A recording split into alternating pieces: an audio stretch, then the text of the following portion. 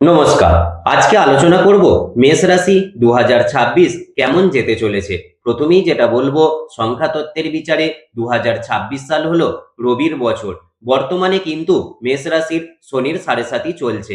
কারণ রাশির দ্বাদশে রয়েছে শনি, একাদশে রয়েছে রাহু এবং পঞ্চমে রয়েছে কেতু।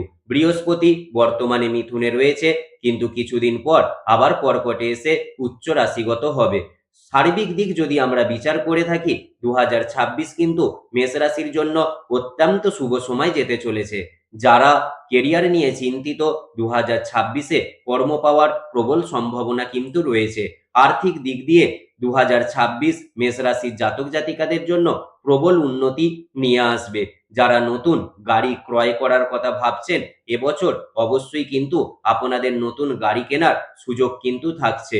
এবং যারা বাড়ি করার কথা ভাবছেন, 2026-এ অবশ্যই কিন্তু আপনাদের বিলাসবহুল বাড়ি হওয়ারও যোগ কিন্তু লক্ষ্য করা যায়।